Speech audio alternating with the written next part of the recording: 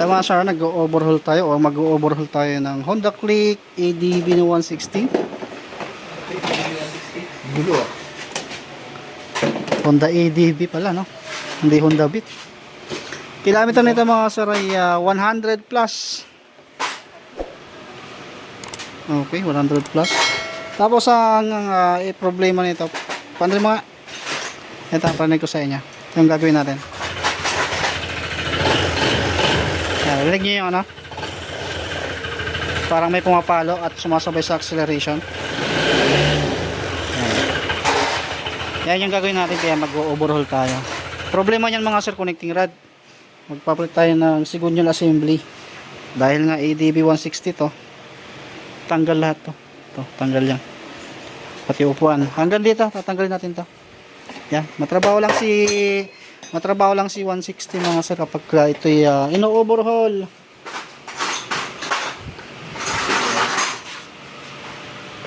Kaya itong mekaniko, pangit ng ano, sagwa ng muka.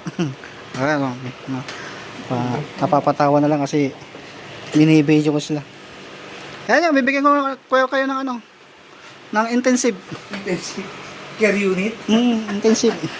Boss, yung susi. Kaya paghiwalay natin to. Tapos mamaya papakita ko sa inyo yung ano, yung pisang nabili ni sir. Pero para sa akin mga sir, yung pisa ni sir, kung hangga't maaring kuan, meron kayo mabibilang pisa tulad ng original lang gamitin ninyo. Mamaya pakita ko sa inyo. Dahil yung pisa ni sir, talagang ano, hindi ko i-guarantee yung pang matagalang gamitin. Dahil na-encounter namin yung ganun ilang beses na. Yung signal ni sir namin, pakita ko. Nag-email na sa akin. Ito mga sir, tanggalan natin yung kanyang upuan. Kasi dito tayo magsisimulang magtatanggal. Tapos, pangalawa dito. Pangatlo, ito, tatanggalin natin to. Dahil lang pinagkaiba ng ADB 150 sa 160, yung mismong wire ng stator, hindi mo pwedeng ilabas ng stator lang. Dahil nakasuksok sa makina, kaya kailangan mo lang tanggalin yung sensor dito. Kaya medyo may kamahalan ng labor nito pag sa ADB. Ang lakas mo! Okay, yan, napaghiwalay na. Tapos yun yung wawalwalay natin mga sir. Ito lagi yung karamihan na nagiging problema ng ADB mga sir. Bay, baklasin mo na. Mabilis tayo. Yan, tatanggalin na natin yung radiator, tambocho, panggilid, water pump, saka yung mga ano, engine support. Sige, tanggalin muna natin. Sagigate nyo lang pagka kayo nagkakalas, tatandaan nyo lang yan. Kung side sa kaliwa, pag samasamahin nyo, side sa kanan, pag samasamahin nyo. Part ng block, cylinder head, yan, pag samasamahin nyo rin. Nang malungkot. Yan, tanggal na yung ibabaw nyo. Tignan nyo yung ano. Sukulit. Chocolate. Ito, 24. Yan, gamit kayo ng ano. Gamit kayo ng magandang oil. Totally, hindi na issue ang connecting rod niyan eh. Dahil 100 na yung unit, 100 kilometer na yung unit mahigit. Tapos langis, yan, makikita nyo naman din. Nasa langis na ginagamit natin. Anong magandang ko, sir? Sukulit, sukulit! Okay, yan na. Parang ako na maganda. Diba? Secret Hills. Ko.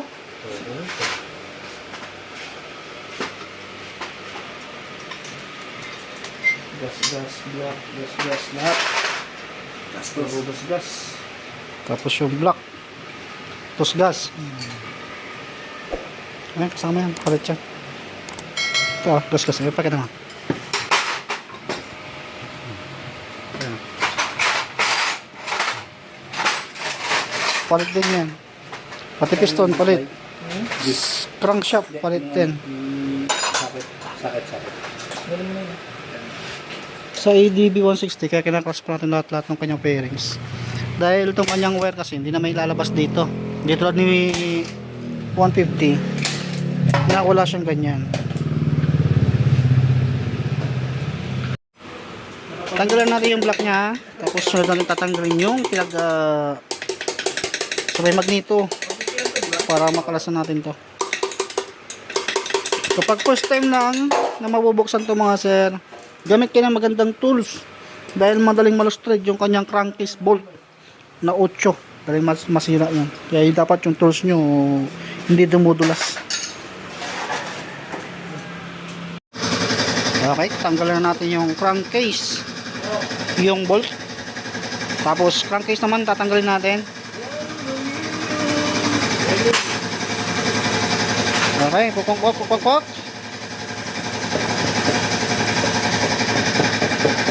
Ayan na. Si ADB mga sir ay hindi mo yan mapapakalampag mga sir kapag yung stock. Ang nagiging problema lang lagi nito yung connecting rod. Hindi mo naman masabing problema na kasi matagal na rin kasi. Tapos kita nyo naman yung laman ng makina, gitatal talaga sa daming oil sludge.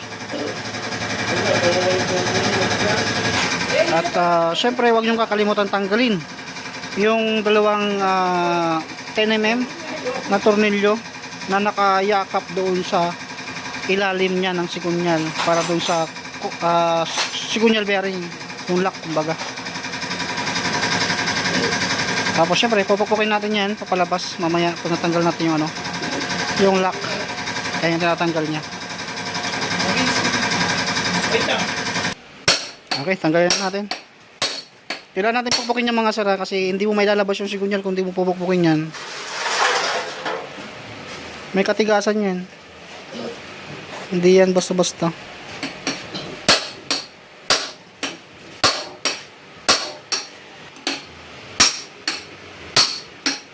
Dandahanin mo lang. Ayan, malabas na yan. Okay. Tanggalin mo yung pangalyo. Ilagay nyo yung nut doon. Sa may nut ng pulley yan eh. Ayan, tanggal na.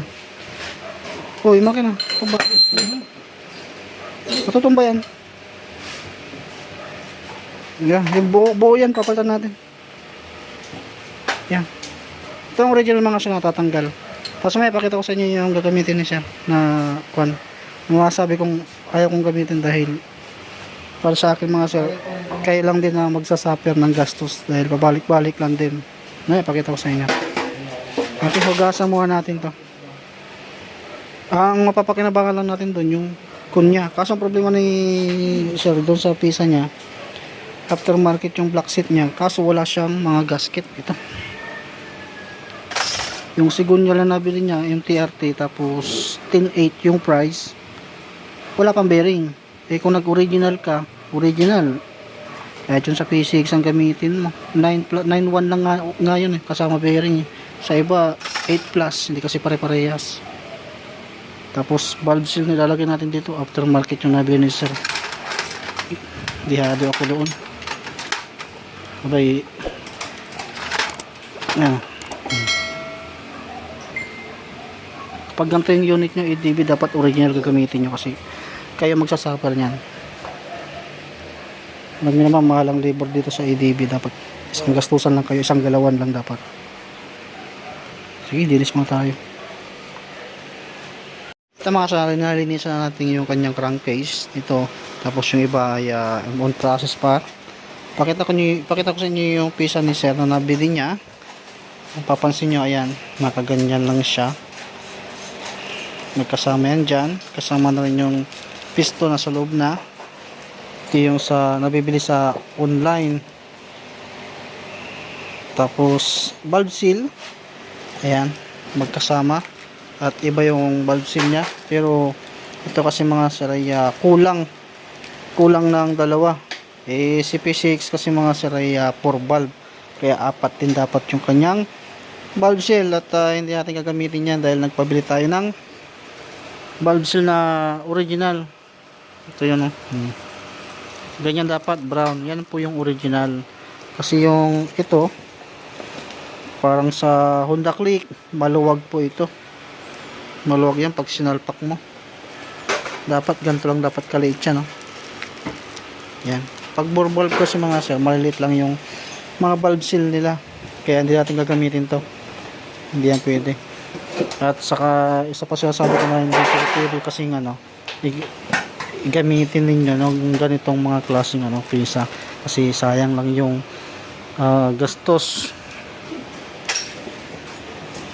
Kung may pera kayo mga sir, mas maganda pa rin yung original yung gagamitin ninyo. Tapos itong crankshaft na to, may tatak to, hindi ko alam kung ito, tingnan mo nga yan, yung tatak nito. Dalawa. Yung wala dito. Motorcycle racing parts, Taiwan made, Tanggalin mo na lang. nakalagay. Tapos tingnan natin yung kanyang tagal plastic. Yan, tingnan natin yung plastic niya. Ayan, MTRT yung nakalagay, natatak. Tapos wala pang kasamang bearing. Nagkakahalaga ito ng 10.8. Mas mahal pa ito compare mo sa original. Sa original 8 plus to 9.1, ganyan yung presyo nila. Sa ADB 9.1 kasi kasama na yung ano doon, ha, yung bearing. Dito 10.8, wala pang bearing. Kaya nagpabili tayo ng bearing original. Boy. May bearing boy. Yung bearing, meron mo na. Yan yung bearing niya, oh. Ito yung gagamitin ni sir at paglalaanan na lang daw niya ng panibagong sikunyal. Kasi yan mga sir, na-encounter na namin yan. Hindi ko sa sinisiraan yan. Gusto ko lang din naman na ayaw ko yung mapagastos kayo. Ano yan? Gano'n mo. Yan.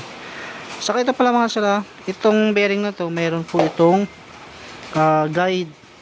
Ayan, pansin nyo, may kanal. Special bearing kasi yan. At syempre dito, kaya sabi ng iba, pag may pangalan, ibabaw. O, tingnan nyo to. May pangalan to, kaso hindi pwedeng ibabaw yan. Pang ilalim dapat. Ganyan. Yan, may sinusundan tayo dyan. Sa mga Honda Click, kahit na magkabaligtad, wala naman din nakasaad doon na kuan na dapat sundin. Dito hindi na. Ay, ito dapat sundan sa Click, hindi na. Ito yung may kuan, kanal sa ilalim. Kasi kapag tinob siya ng ganyan, tulad dito yung lock kasi mga sir. Pag inilalim nyo, hindi nyo na may sasalpak yung lock. At syempre, special bearing yung ginagamit nating puller. Special puller pala. Yan. Card. Sabi pay later. Ang ayaw ko sa pisa na to, base dun sa mga karaan namin tinanggal, saglit lang nilang nagamit. Tapos nagkakaroon ng problema. Kumakalog dito. Kaya kung may budget kayo mga sir, wag na. Hindi na kayong gumamit nito.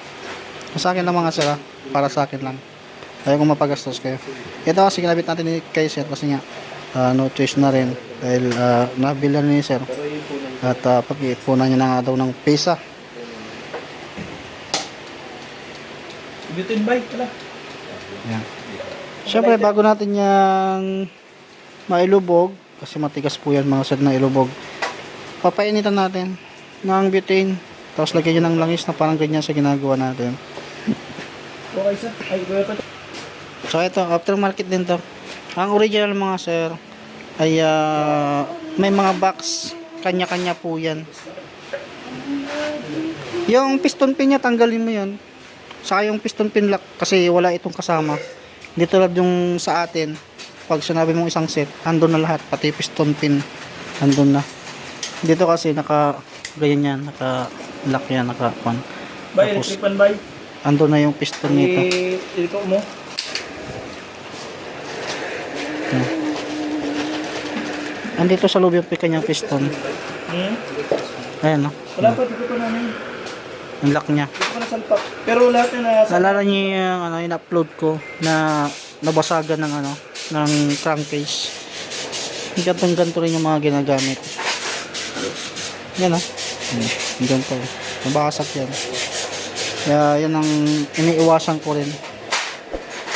Dahil kahit na mahusay yung mekaniko, pero kung ang pisa madaling masira o aftermarket, may posibilidad nasasablay talaga yan. Kaya yan ang iniiwasan natin mga sir. Bilhin nyo 100 plus yung tinatakbong tong motor na to, ngayon lang siya mau-overhaul. Yan, sulit na rin. Kasi ginagamit ito sa Move It, mga sir. AMC Taxi. Sa langis lang talaga. Pero kung hindi masyadong kuhan yung langis nito, carbon, yung ano, hindi ano pala, yung oil sludge. Kung hindi lang sana ganun, so tatagal. Kasi pagka maraming oil sludge kasi dyan, syempre yung daloy ng mga langis ay kakapal yung oil sludge. Mababaraan yung mga butas na maliliit. Kaya hindi makadaloy ng maayos yung langis. Kaya nangyayari yung ganitong problema. Kaya nakasalalay pa rin yung buhay ng motor sa langis pa rin. Kaya sobrang itim ha. Okay, pinitin mo natin ito mga para may sulpak natin na maayos yung kanyang sigunyal. 15 minutes to 20 ganun. Hindi naman pumayasira yan kasi naglalagay naman tayo ng langis.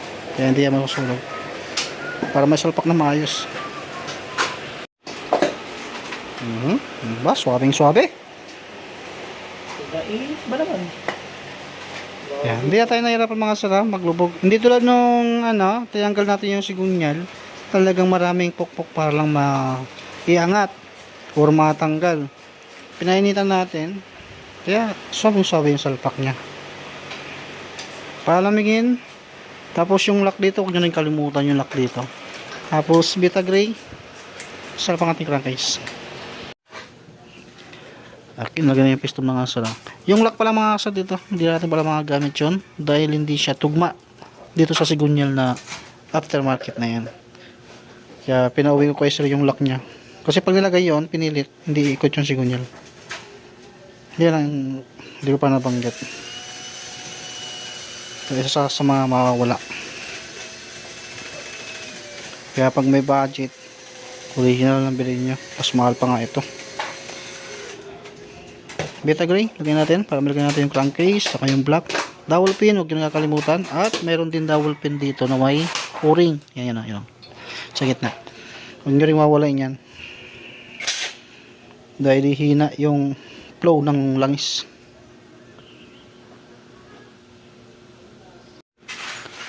Eto na mga sir, lagyan natin yung block na aftermarket. Yung original na valve seal na 4, nilagyan na rin natin. Brown yung original na valve seal. Tapos syempre original ginamit natin gasket. Dito naman sa kanyang piston pin lock, hindi ko na ito pinalagay. Yung stock pa rin niya yung pinalagay ko kasi minsan kasi itong mga sir sa sobrang init na ng makina lumalambot, lumalabas. Kaya hindi ko pinakabit. Dito nga dito.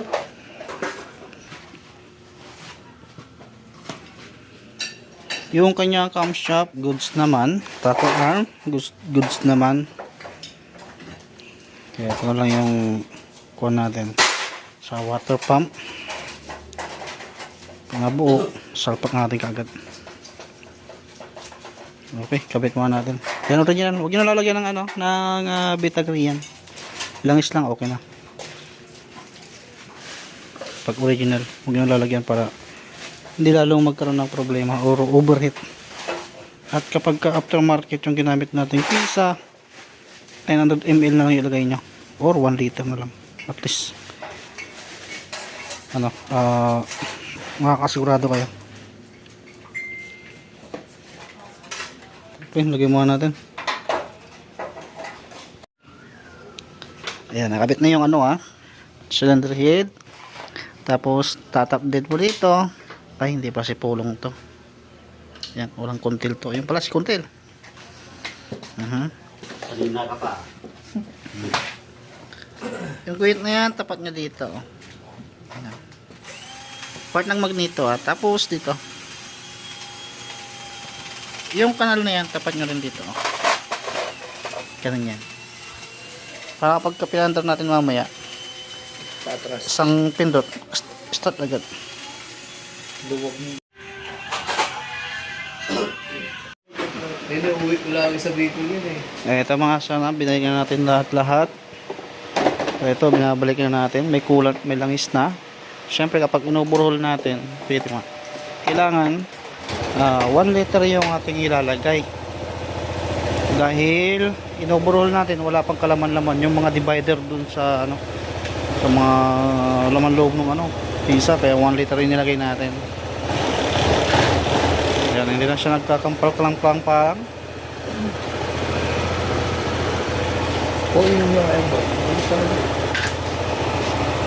Tapos observation natin to, kailangan painitin, tapos check kung mayroon siyang linkage para magawa agad. Nagpalit din tayo ng ano, ng dalawang o-ring dyan mga sir sa kanyang water pump, dahil kapag once kasi na nagkakas tayo nun, pag nilas mo, bumubuka na yung o-ring, para nag-expand na siya, kaya nagpalit din tayo ng dalawang o-ring. Yan, aftermarket to mga sir, ganyan yung tunog nya.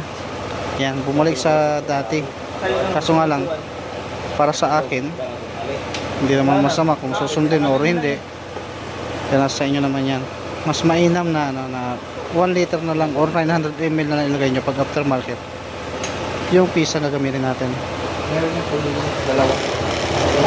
dahil pinaka maximum naman ng makina nyan 1 liter to 1.1 yata ang pagkatalan ko, pero hanggang 1 liter lang yung kaya nyan. Kasi yun naman yan kung susundin nyo. Pero kung kuhan talaga, kung original yung pisa, 800 lang. Dahil aftermarket yung nilagay na pisa, kaya 1 liter yung nilagay natin. Sa ginamit natin lang is greasing oil, tapos Preston yung ating kulan. Okay, balik muna natin. Habang binabalik, maandar. Pagtapos may balik, sigurado makikita na natin kung may linkage o wala. Ito, may balik na yung kanyang mga pairings mga cells. Siyempre dinadiagnose natin, dahil nga inoverhaul natin yung kanyang makina at pinagtatanggal yung mga sensor, kaya kailangan natin itong i-diagnose gamit yung MST 100 Pro.